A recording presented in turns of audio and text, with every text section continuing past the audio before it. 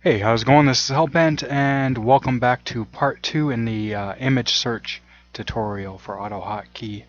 Um, to recap, all we've done so far is we've done all the setup so that way we can actually start creating a script that's going to look for an image on the screen, and then if it finds it, we're going to do some sort of actions. Where we left off is just with where we created the code to actually search the screen, in our case the whole screen, for a particular image that we've gotten by using the clipping tool that we can update. Like I said before, if you don't have the clipping tool, that's not a problem. You can create your own image and just use the whatever image you create, use that as this. The reason why I'm using this is because it's easy for me to create the image that I want, and I can also change it. Okay, so let's continue on. Now that we have this image search, if we run this program again, like I just had it running in the background anyways, but if I run this program again, it knows right now that it's looking for this image. But if I say find image, this button here is what actually triggers our image search, because we have that included up there. So if I hit this, nothing happened. It actually probably found the image, but we have nothing, like we haven't said what to do and when it finds it, and we haven't done the little testing things on it. So I'm going to get rid of this by hitting the right mouse button. And the way that we use this is by looking at a variable called error level. So a lot of different commands in Autohotkey dump values into a built-in variable called error level, and because it is the same variable is used by multiple different things, if in our case it's not going to be a problem because we're going to be immediately using it.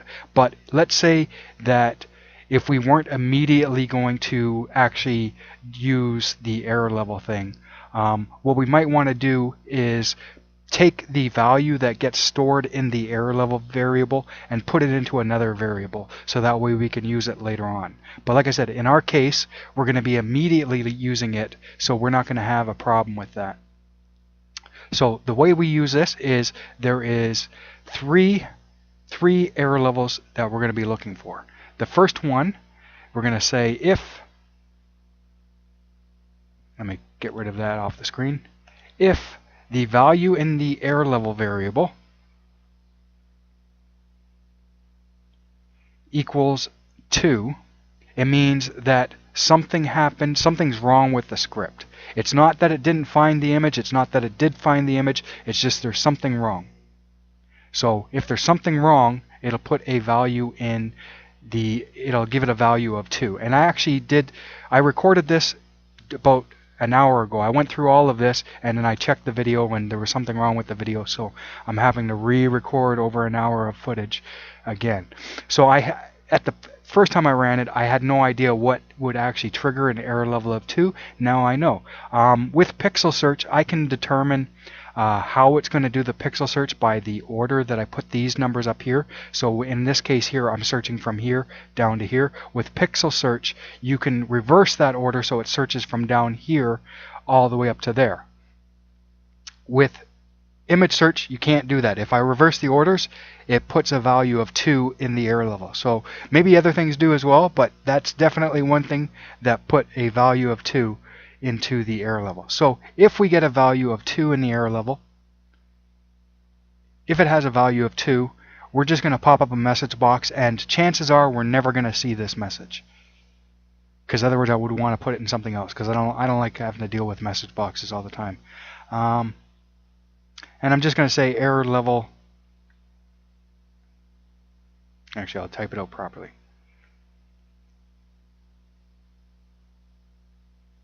I'll put a new line.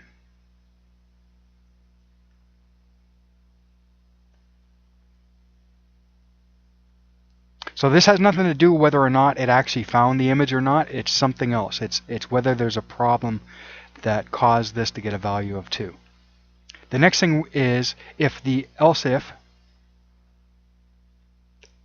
the error level, the value in the error level variable equals 1. If it gets a value of 1, it means it did its search without any problems, but it didn't find the image on the screen. If that happens to be the case, what we're going to get it to do is we're going to get it to pop up a little tray tip, a little icon, a little notification down here.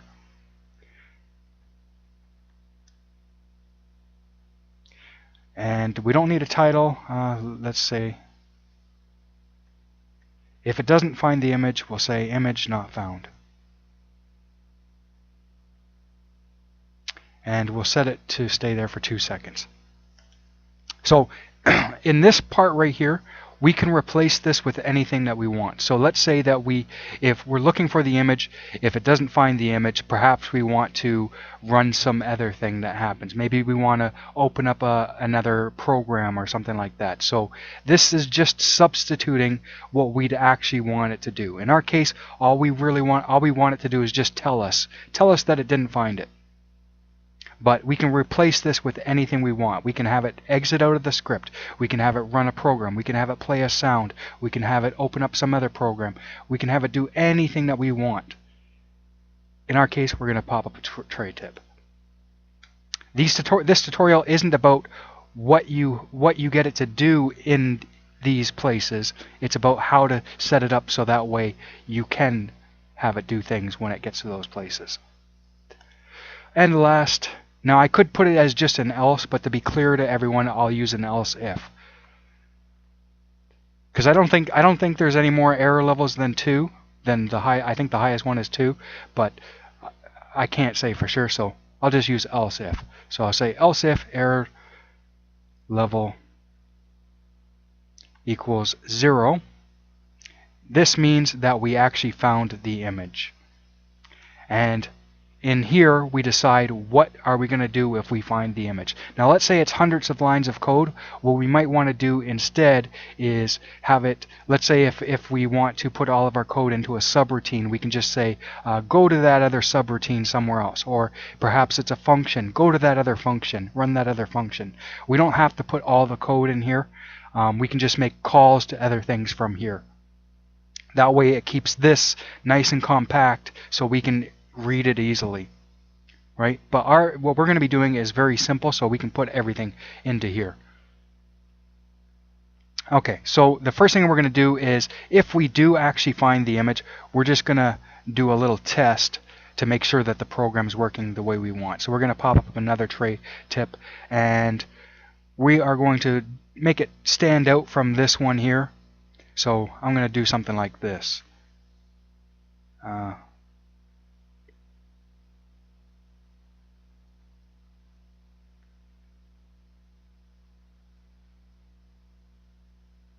Alright, so now this is going to really stand out compared to this one here where it's just not found.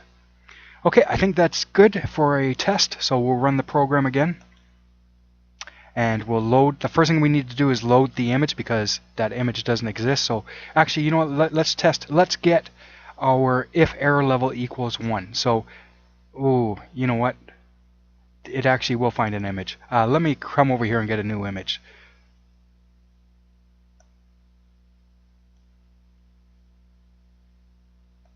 So now I have an image that doesn't exist on this screen. So if I hit find, let me run this again. If I hit find image,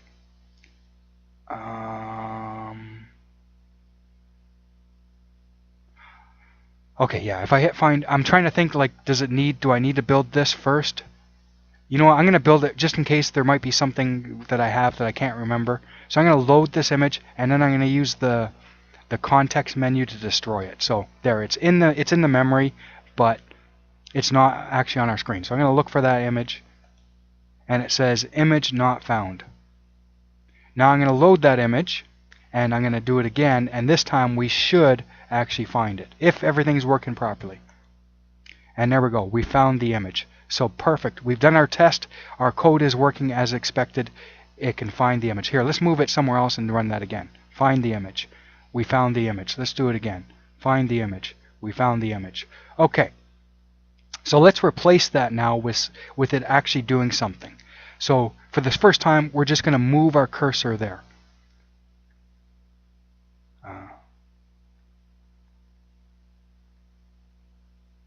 mouse move, and where are we going to move? Well, when it found that image, it put an X location and a Y location into these variables. So we're going to use those variables.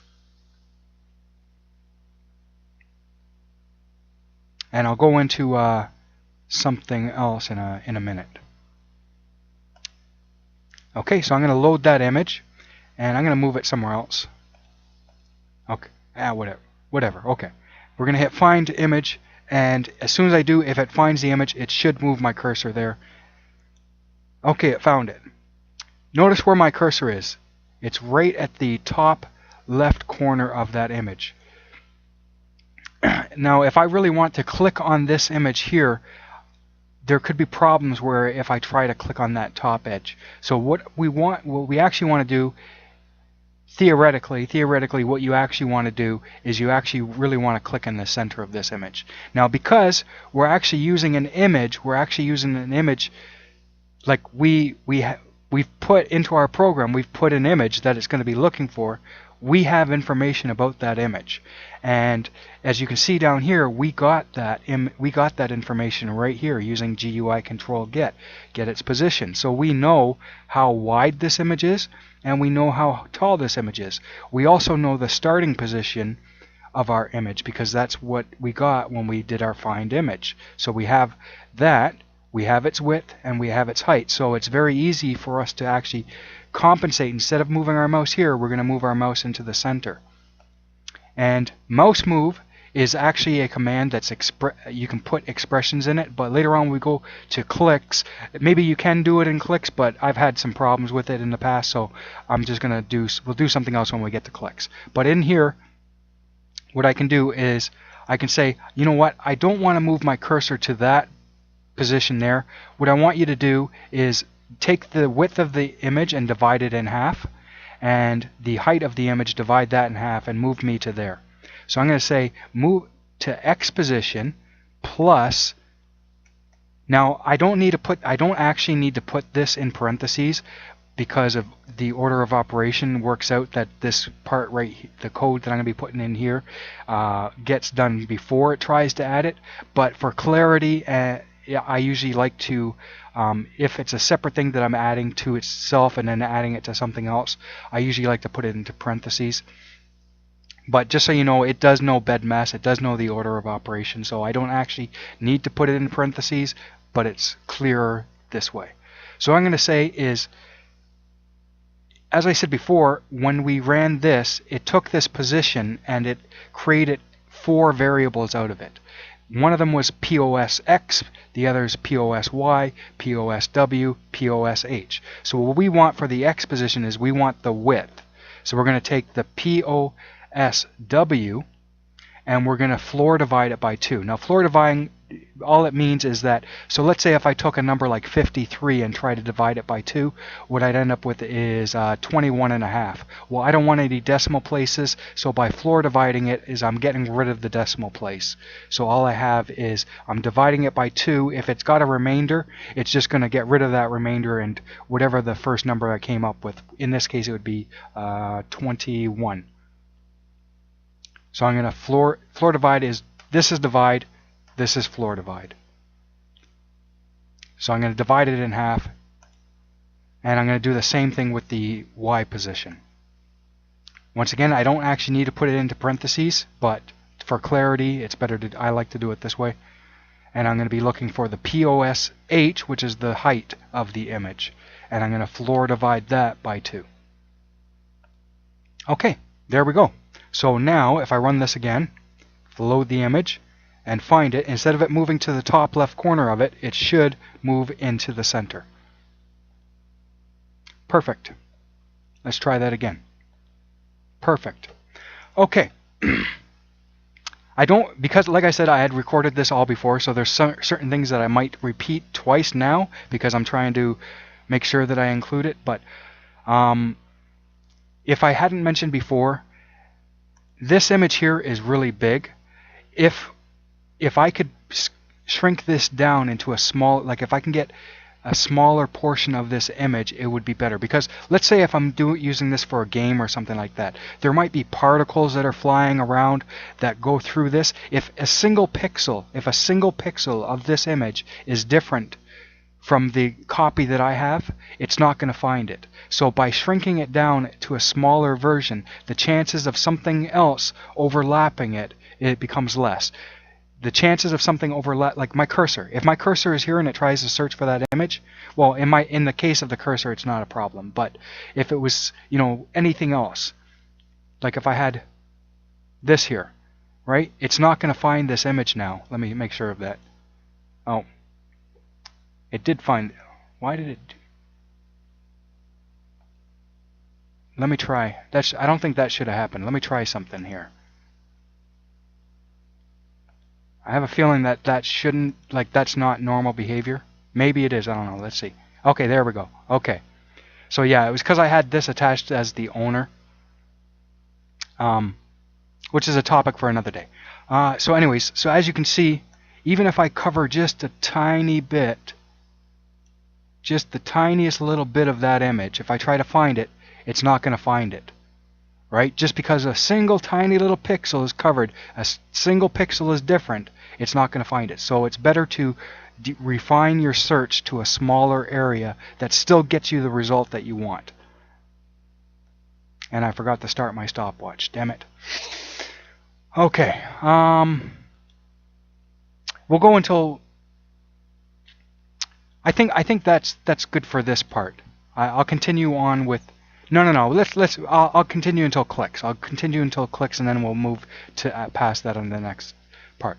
So here you can see that if we want, we can move to the center of our image. We can also click that center of the image as well, which is what we're going to talk about now. But there's all kinds of other things that we could do. So let's say, for example, in our example here, we're using this separate GUI to actually do our search and everything like that.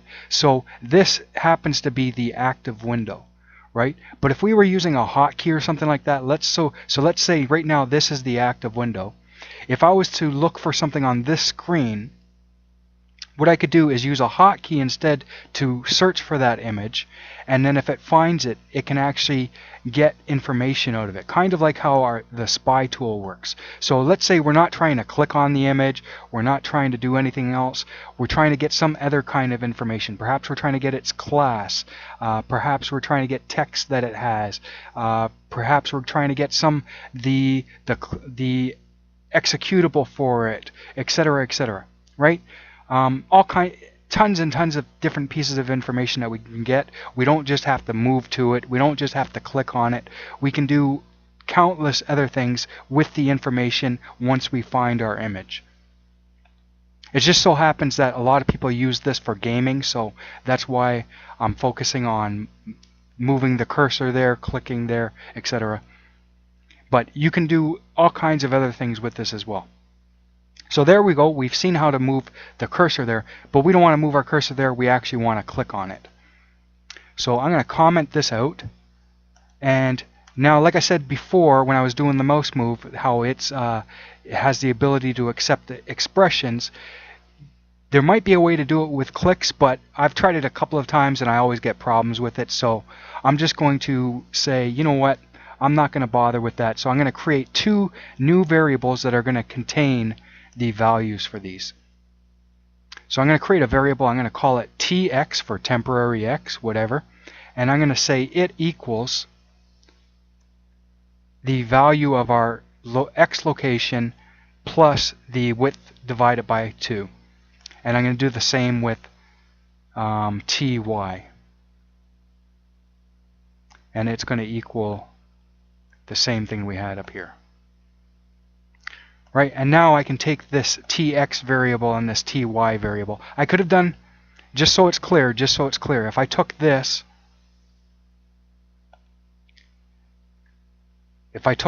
and if I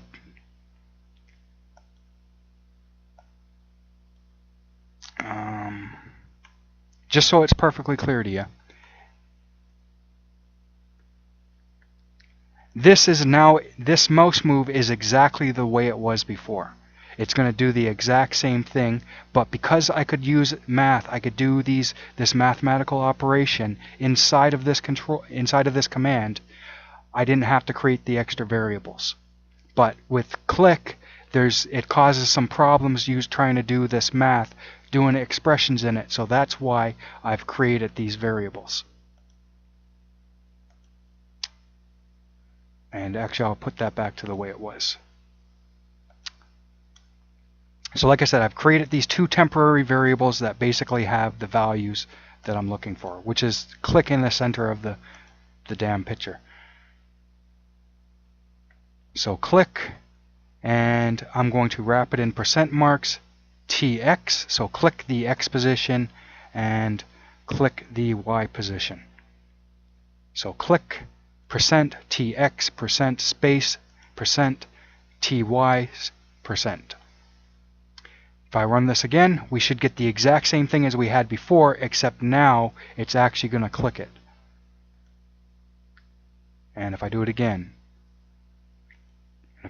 why is it moving so it has the whole screen to move, and it just moves a couple of pixels. Oh, now it's getting overlapped with this. Okay, a little bit better. All right, okay, when we come back, we're going to put this into loops and everything like that. All right, and I will see you guys on the next one. Peace.